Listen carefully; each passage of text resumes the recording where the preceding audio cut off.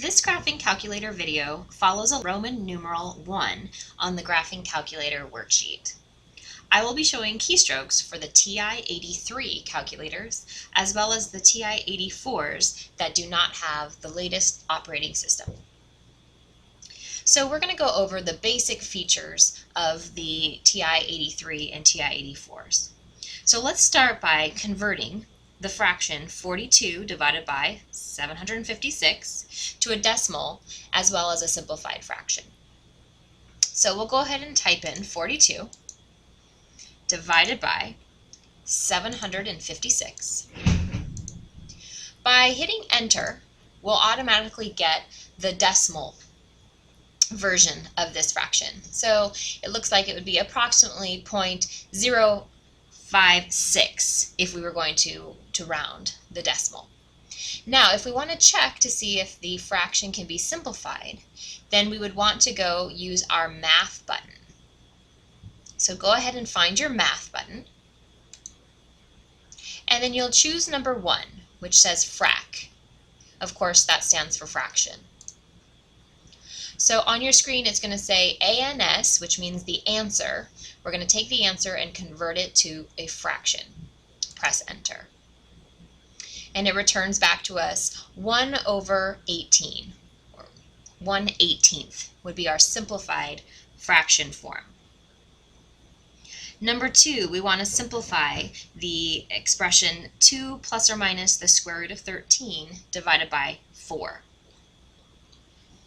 So first, since there are 2 terms in the numerator, we need to use parentheses for the numerator. So 2 plus or minus the square root of 13.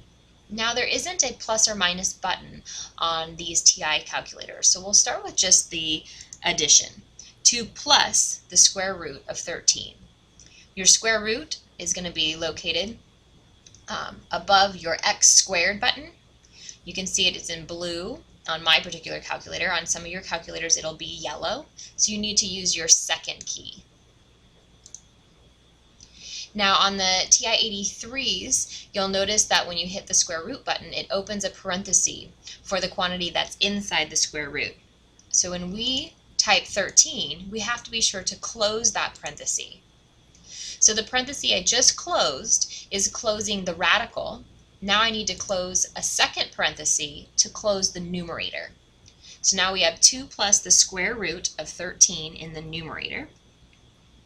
And now we'll divide by 4. Hit enter.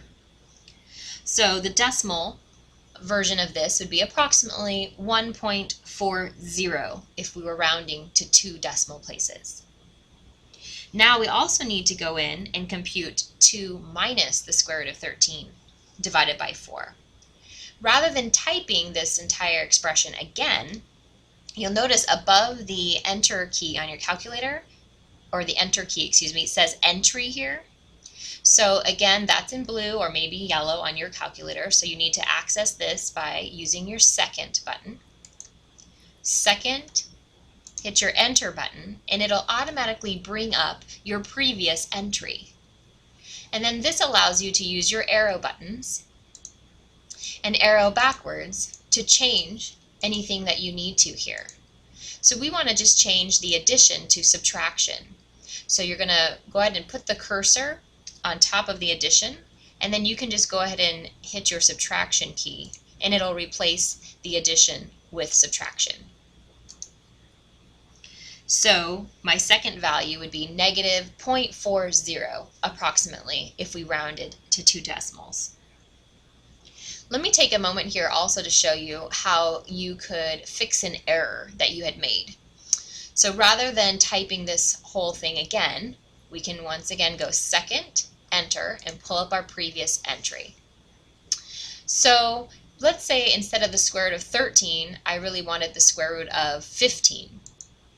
So again, if you're just replacing one digit or one symbol, then you can just put the cursor on top of that symbol and replace it by typing the new value that you wanted. But what if I actually wanted the square root of 125? So that requires me to insert a number. In between the 1 and 5, I really want a 2. So above the delete key, it says INS, which stands for insert. So we're going to go ahead and insert a value. So we need to back up. We'll go second, insert. Then we can insert a 2. And now we've changed it from a 15 to a 125. So this insert feature can be very handy. All right, moving on to question 3. A student found solutions to the equation 6x squared minus 5x minus 4 equals 0 to be negative 1/2 and 4/3. So we want to use the store feature of the calculator to verify that these solutions are correct. So I'm going to go ahead and clear everything we have, and I'll clear twice so we have a blank screen. So let's begin by typing in our first solution. This student believes the solution is negative 1/2. So we'll type in negative 1 divided by 2. Then just to the left side of your calculator, the lower left, you have a button that says STO, STO, which stands for store.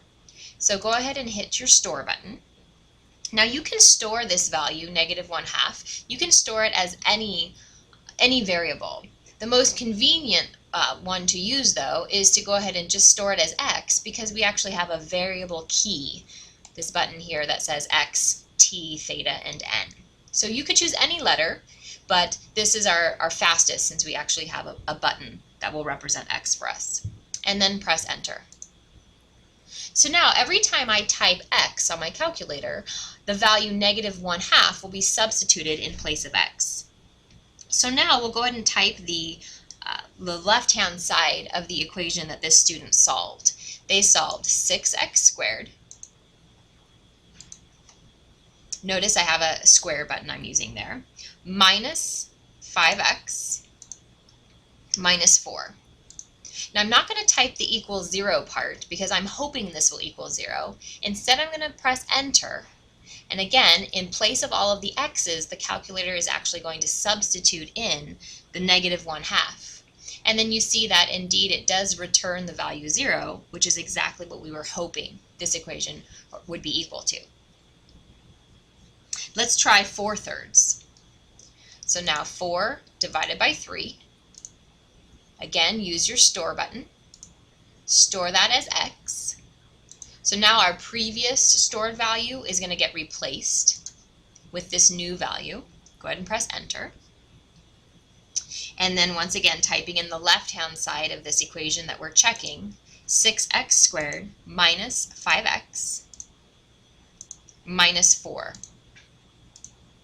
Enter. We're hoping it returns 0. And indeed it does. So we've used the store feature of the calculator to verify that our solutions are correct. So now let's do that again for number 4, just a more complicated solution set. So a student found the solutions to be 1 plus or minus the square root of 11. So we'll type in 1 plus the square root of 11. Again, remember we don't have a plus or minus button, so we'll have to do it separately. So there's 1 plus the square root of 11. Store this number as x. The calculator will automatically return the decimal approximation.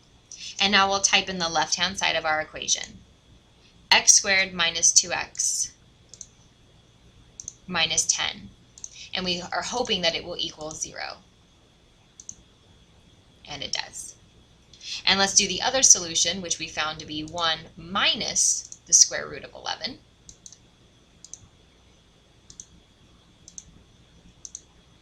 Again, store as x, press enter, and then type in the left-hand side of the equation that we're checking.